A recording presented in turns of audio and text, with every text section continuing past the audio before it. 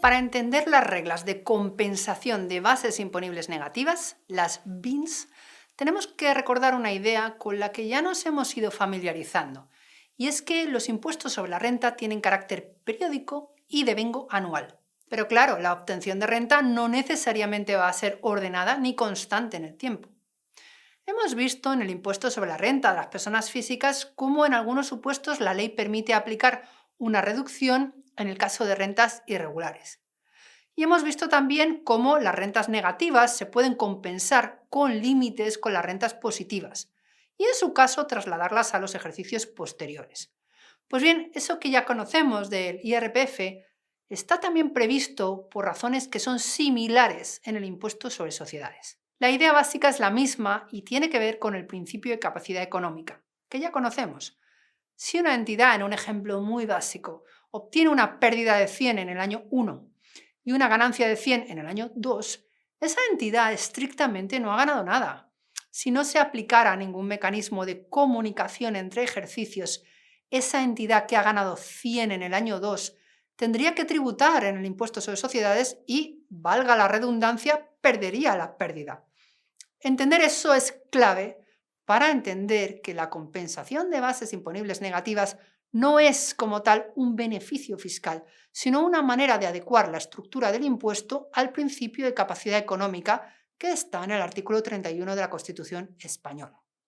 De hecho, si nos vamos al artículo 10 de la Ley del Impuesto, el propio concepto de base imponible excluye ya las pérdidas. Ojo, aquí hay que tener en cuenta algo que ya sabemos y lo vemos aquí de forma simplificada. Tenemos que recordar el paso del resultado contable a la base imponible y recordar que son dos magnitudes diferentes que no necesariamente van a coincidir, como ya sabemos de sobra, pero que con frecuencia se pierde de vista.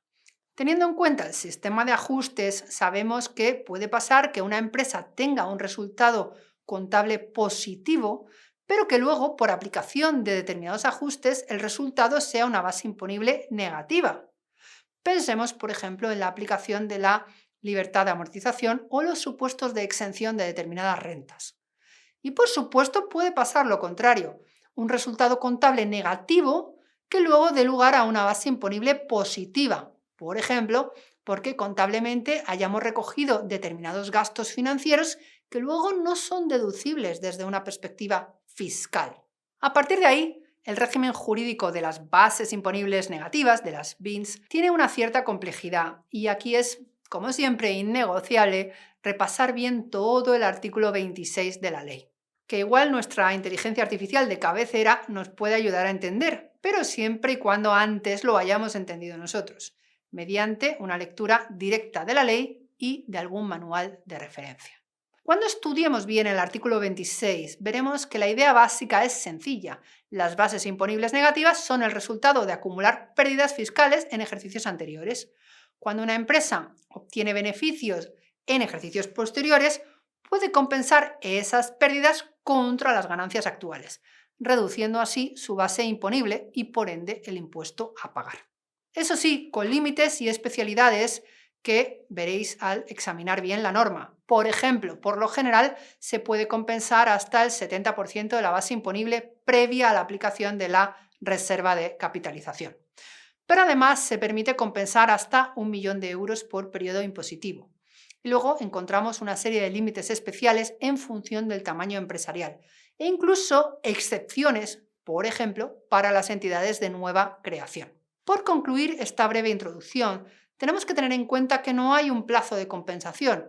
A partir del año 2025 no existe ya un límite temporal para la compensación de bases imponibles negativas. Las empresas pueden compensar sus pérdidas en los periodos impositivos siguientes sin restricción de tiempo. ¿Y cuál es el plazo para comprobar por parte de la Administración? También lo contempla expresamente el artículo 26. Ahora a examinar la norma.